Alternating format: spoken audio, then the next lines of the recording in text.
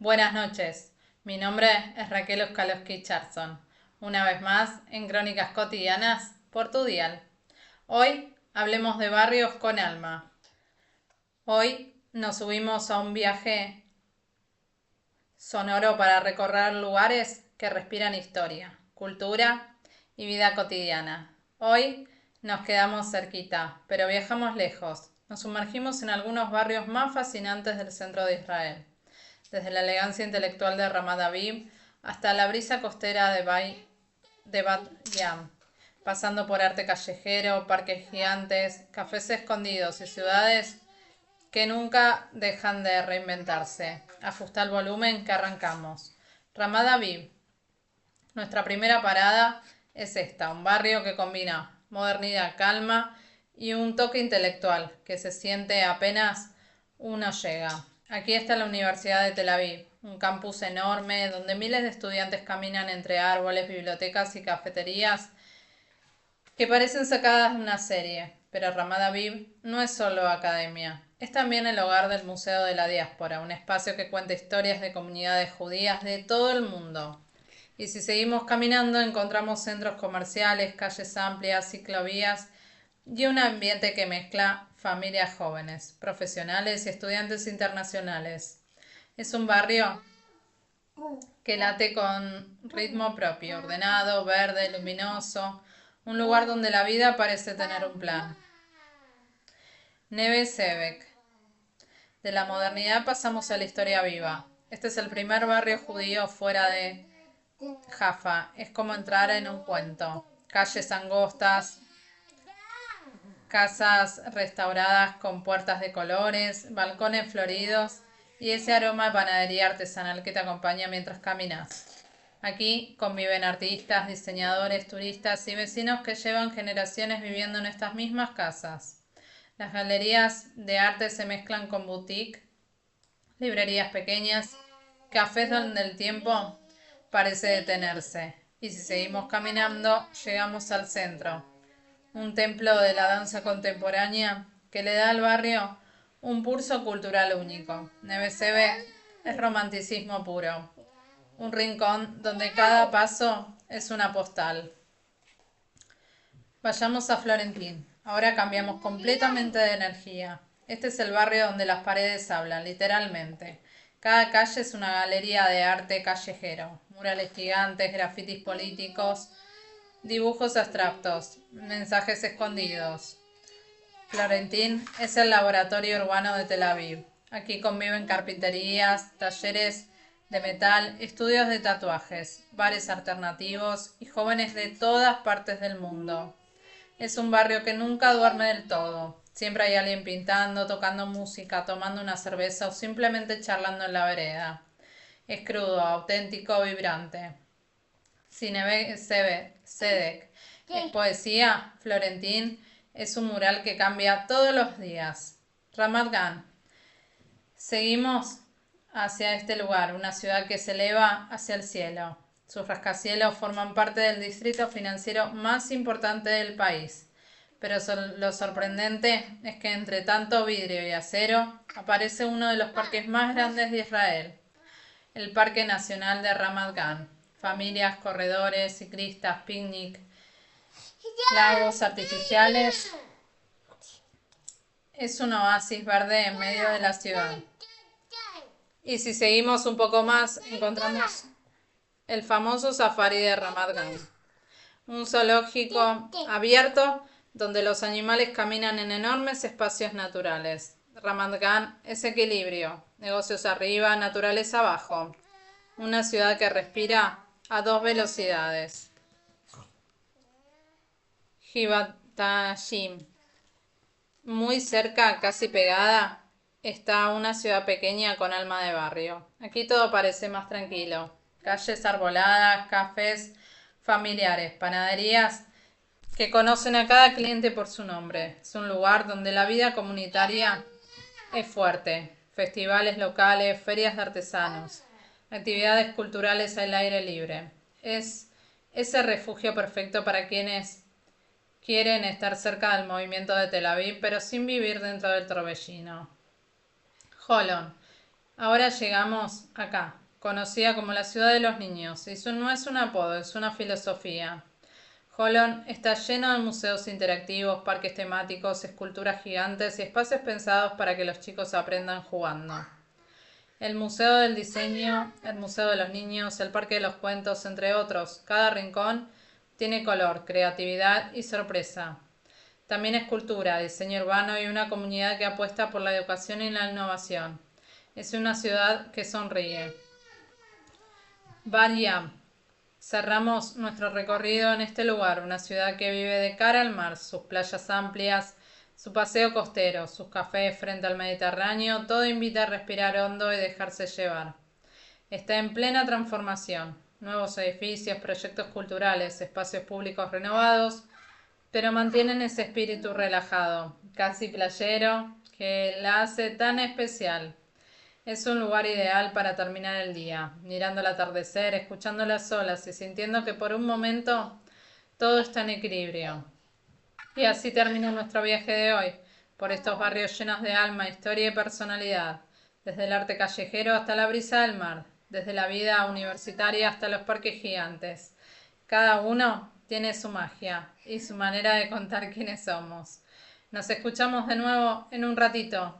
Hasta entonces, sigan explorando, sigan caminando y sigan descubriendo. Ya volvemos con más crónicas cotidianas. Y volvimos con más crónicas cotidianas. Mundial, trabajo y crianza. ¿Quién juega este partido? Arrancó el mundial, y mientras algunos ya tienen el fixture pegado en la heladera, otros siguen con la vida real.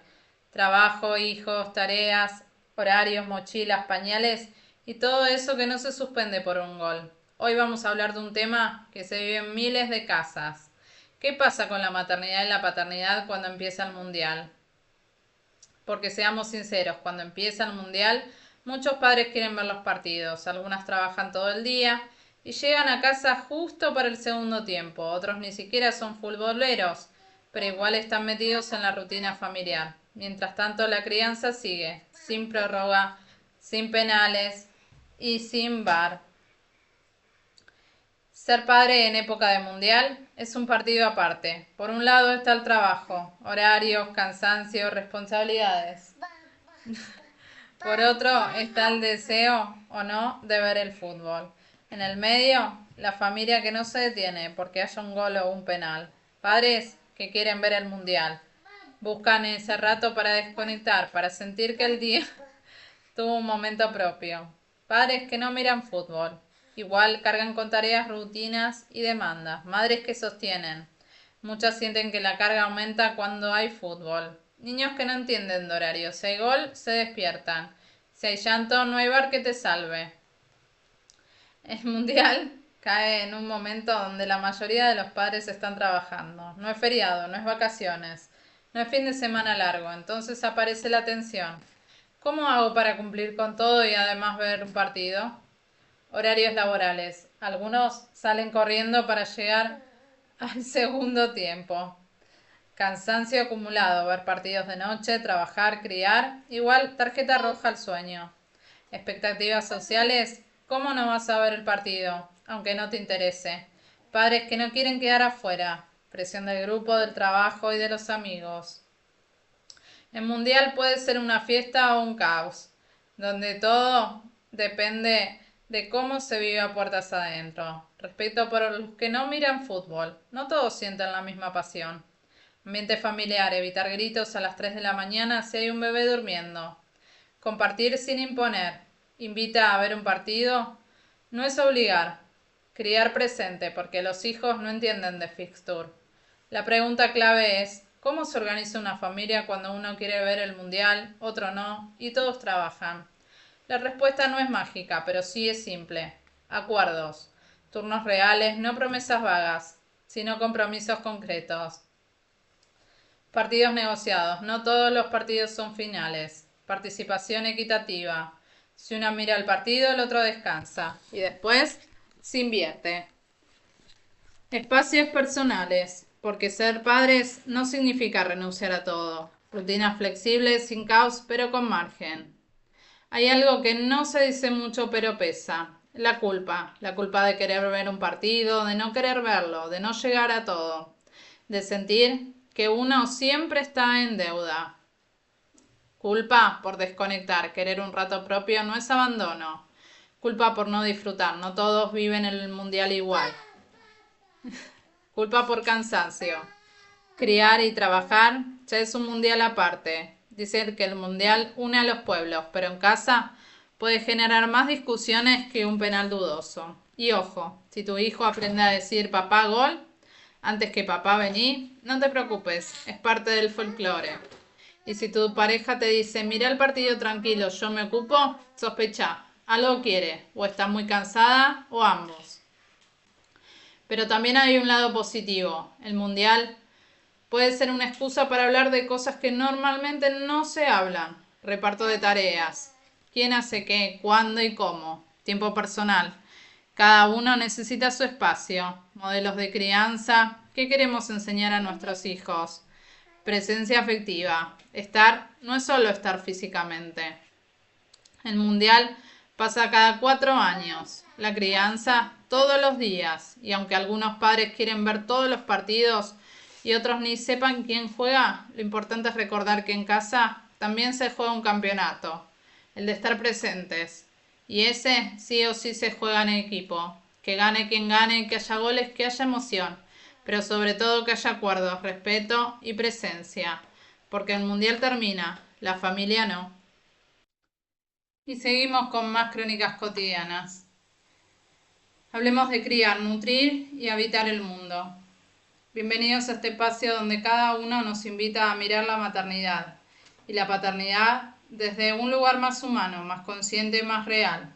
Hoy es 18 de junio, un día cargado de celebraciones, que aunque parezcan diversas, tienen un hilo común: cómo habitamos el mundo y cómo enseñamos a nuestros hijos a habitarlo también. Empecemos por gastronomía sostenible, criar desde la mesa. Hoy celebramos este Día Mundial. Y si hay un lugar donde la maternidad y la paternidad se vuelven palpables, es la cocina. La mesa es el primer territorio donde enseñamos valores. El valor del cuidado, elegir alimentos frescos, locales, de temporada, el valor de la responsabilidad. No desperdiciar, aprovechar, agradecer. El valor de la paciencia, cocinar juntos, aunque se derrame harina y se quemen tostadas. La gastronomía sostenible no es solo una práctica ecológica, es una forma de crianza consciente. Cuando un niño aprende de dónde viene lo que come, aprende también a respetar la tierra, a valorar el trabajo y a entender que el mundo no es infinito. Criar es enseñar a nutrir el cuerpo, el alma y el planeta. Orgullo autista, la crianza como un acto de escucha. Hoy también celebramos este día, nos invita a mirar la diversidad desde el amor y no desde el miedo. Ser madre o padre de un niño autista o simplemente convivir con la neurodiversidad nos recuerda que no existe una única forma correcta de ser. La crianza se vuelve más profunda cuando dejamos de intentar normalizar y empezamos a acompañar, cuando dejamos de corregir y empezamos a escuchar, cuando dejamos de comparar y empezamos a celebrar. La maternidad y la paternidad se transforman cuando entendemos que cada chico trae su propio lenguaje, su propio ritmo, su propia manera de sentir el mundo. La diversidad no es un desafío, es una oportunidad para amar mejor. Contrarrestar el discurso de odio, el hogar como primera escuela emocional. El Día Internacional por contrarrestar el discurso de odio, la pregunta es inevitable. ¿Qué palabras habitan nuestro hogar? Los chicos aprenden a mirar el mundo a través de nuestras conversaciones. Si escuchan burla, repetirán burla. Si escuchan desprecio, sembrarán desprecio. Si escuchan empatía, construirán empatía. El hogar es el primer espacio donde se combate el odio, no con discursos, sino con gestos cotidianos. Cómo hablamos del vecino, cómo reaccionamos ante la diferencia, cómo tratamos a quienes piensan distinto. Criar es enseñar a mirar al otro con humanidad, incluso cuando no lo entendemos. Contra la incineración, el planeta como herencia. Hoy también es el Día Mundial contra la Incineración. Nos recuerda que el planeta que habitamos hoy será el hogar de nuestros hijos mañana. La maternidad y paternidad nos vuelven más conscientes del futuro. De pronto el mundo ya no es solo nuestro, es de ellos, y cada decisión, la basura que generamos, lo que consumimos, lo que desechamos, se vuelve parte de la herencia que dejamos. Educar en el cuidado ambiental no es una moda, es un acto de amor intergeneracional. El planeta no es un recurso, es un legado. Hablemos del Día Mundial del Sushi y el Día Mundial del Falafel. Dos platos, dos culturas, dos historias. Una oportunidad maravillosa para enseñar a nuestros hijos que el mundo es grande y diverso. Probar nuevos sabores es una forma de viajar sin moverse, de abrir la mente, de derribar prejuicios, de enseñar que lo diferente no es extraño, es enriquecedor. La mesa puede ser un mapa del mundo y cada bocado una lección de respeto. La comida une lo que la distancia separa. Un día para criar con intención. Este 18 de junio nos recuerda que criar no es solo alimentar, proteger y educar. Criar es sembrar futuro, es elegir palabras, gestos, sabores y valores que acompañarán a nuestros hijos toda la vida. Hoy más que celebrar fechas, celebramos la oportunidad de ser madres y padres que construyen un mundo más amable, más consciente y más humano. Cada día es una nueva oportunidad para criar con amor. Enseguida volvemos con más crónicas cotidianas. Y seguimos con más crónicas cotidianas. Hablemos de las presiones silenciosas de la crianza. Hoy vamos a hablar de algo que casi nunca se dice, de esas presiones invisibles que viven madres y padres y que sin embargo moldean cada día de la crianza, porque detrás de cada familia hay una historia y detrás de cada historia hay silencios que pesan. La presión de amar la maternidad desde el primer día. Dicen que cuando nace un bebé, nace también un amor inmenso, un amor perfecto, inmediato, casi mágico. Pero la realidad es otra. Hay madres que sienten miedo, que sienten desconcierto, que no sienten nada todavía. Y eso no las hace menos madres, las hace humanas. La maternidad no siempre llega con un flechazo, a veces llega con un proceso lento, como un vínculo que se construye día a día, pero la sociedad no deja espacio para esa verdad. La sociedad exige amor instantáneo y cuando no aparece, aparece la culpa, una culpa que nadie debería cargar. Ser padres de hijos altamente demandantes. Hay chicos que necesitan más contacto, más presencia, más regulación emocional. Niños que lloran más, que duermen menos, que piden más brazos, más miradas, más paciencia. Y esos padres viven agotados, agotados física, mental y emocionalmente. Pero desde afuera lo que escuchan es, lo estás malcriando, tenés que poner límites, ese chico te maneja. Nadie ve las noches sin dormir, nadie ve el cuerpo que tiembla de cansancio, nadie ve la mente que se quiebra en silencio. Criar un hijo demandante es amar en modo intensivo, es vivir en alerta constante, es sostener cuando ya no queda nada para sostener. Y aunque así esos padres siguen porque aman, porque no hay opción, porque la crianza a veces es resistencia. La carga de criar un hijo que rechaza el contacto físico. En otro extremo están los padres que desean abrazar pero no pueden. Hijos que se acomodan con el contacto, que se alejan, que no toleran el roce, el beso, el abrazo, y esos padres cargan un duelo silencioso. El duelo del abrazo que no llega. No es rechazo, no es falta de amor. Es otra forma de ser, otra forma de vincularse, pero duele. Duele profundamente.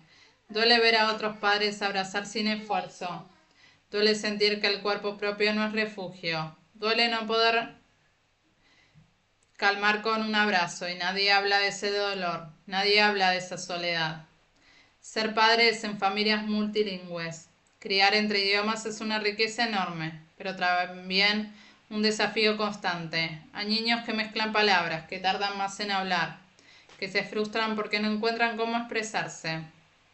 Los padres sienten la presión de elegir el idioma correcto, de no confundirlos, de sostener culturas que conviven y a veces chocan. La crianza multilingüe es un equilibrio delicado entre raíces y futuro, entre identidad y adaptación, entre pertenecer y diferenciarse. Y en ese equilibrio los padres caminan solos, sin manual, sin guía, solo con intuición y con miedo a equivocarse. Ser padres en contextos de discriminación. Hay familias que crían con un peso extra, el peso de la mirada ajena, por su color de piel, por su origen, por su religión, por su acento, por su orientación sexual. Padres que no solo protegen a sus hijos del mundo, sino también del prejuicio. Padres que enseñan a ser fuertes antes de tiempo. Padres que cargan la angustia de no poder garantizar un entorno justo. Padres que viven con el miedo constante de que el mundo sea cruel con sus hijos. Criar en discriminación es criar con una capa adicional de miedo y también con una capa adicional de coraje. La presión de ser agradecida por poder ser madre o padre. A muchas personas se les exige gratitud permanente. Deberías estar feliz. Hay quienes darían todo por estar en tu lugar. Tenés que agradecer. Y sí, la gratitud puede existir, pero también existe el cansancio, la frustración, la duda, el enojo, el agotamiento. La crianza no cancela las emociones humanas. No se puede vivir agradeciendo mientras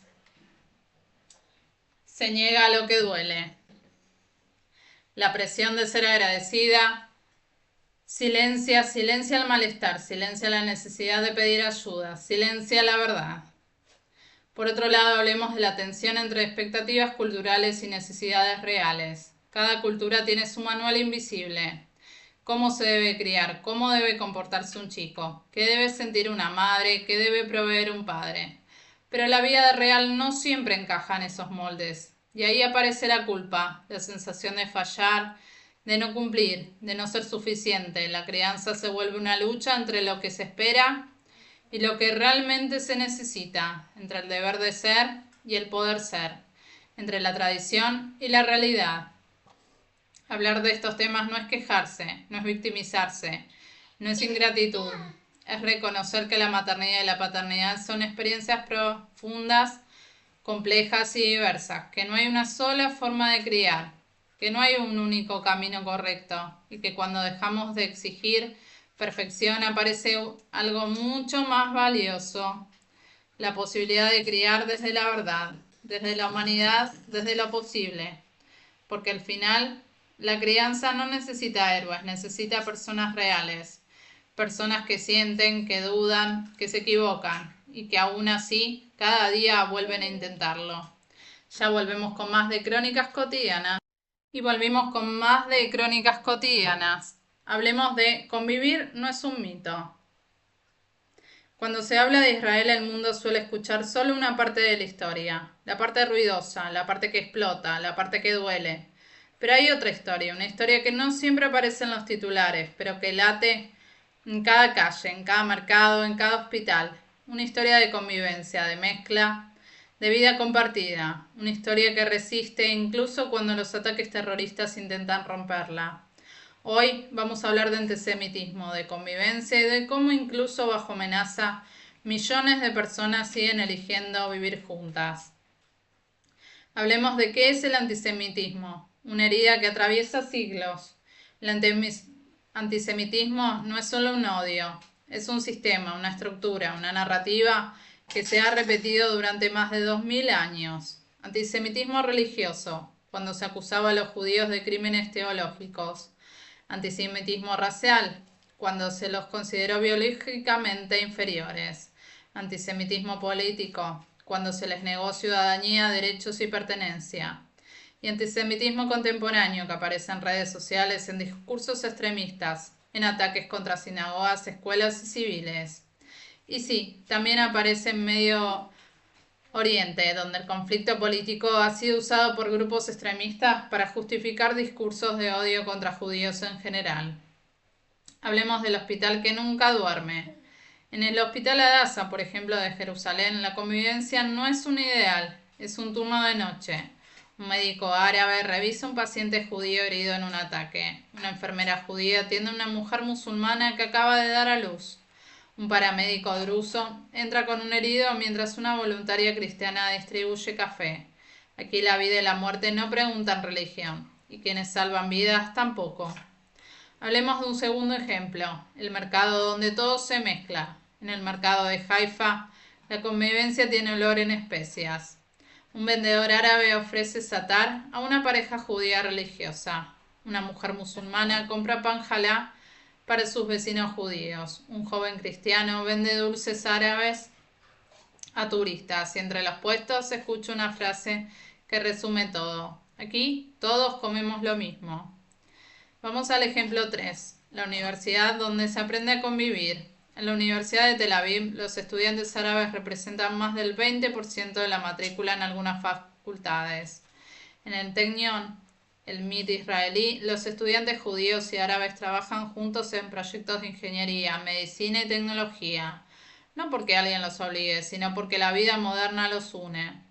Ejemplo 4. Un ataque que intenta romperlo todo.